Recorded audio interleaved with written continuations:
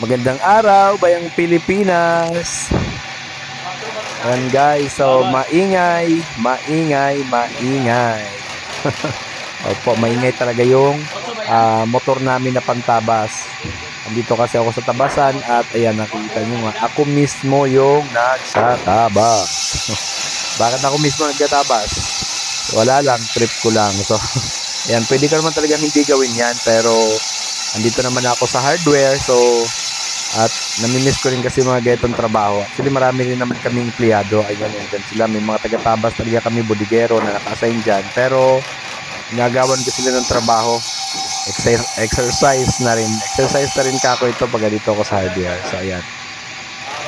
Yung sukat-sukat ko pa kasi walang guide itong ano namin, itong tabasan namin. Saka hindi kasi pwedeng lagyan ng guide to kasi kuko number ang tinatabas.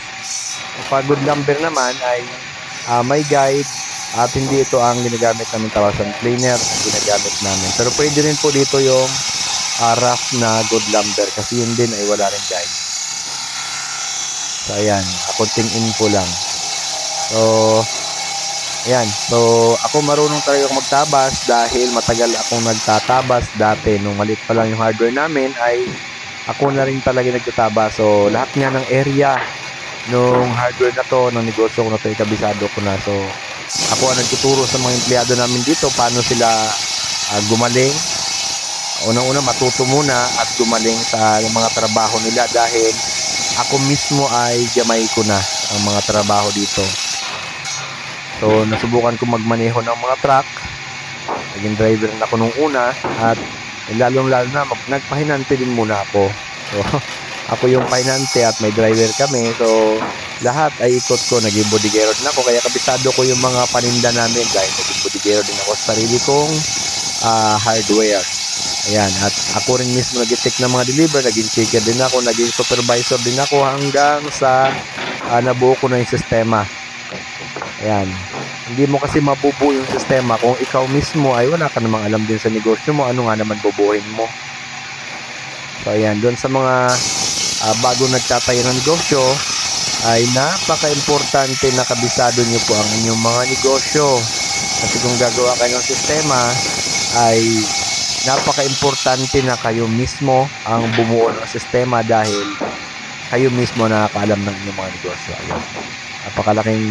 Napakalaking advantage yon kapag may sistema na kayo. Nabubuo naman talaga ang sistema dahil hindi tayo palaki at palaki ang negosyo, kaya kailangan ng gawa ng sistema. Hindi naman pwede kasi na ikaw palagi nandyan kasi mananatili kang taga-trabaho sa sarili mong negosyo. Hindi naman yun yung goal natin. Siyempre may mga iba pa tayong negosyo na binuksan. Kailangan nating ipaubaya sa mga empleyado natin yung mga nagiging trabaho natin. So bago natin ibigay sa kanila ay pulido at napaganda na kaagad natin o talagang maayos na bago ating bitawan sa kanila. Kaya nga may sistema. Ayan.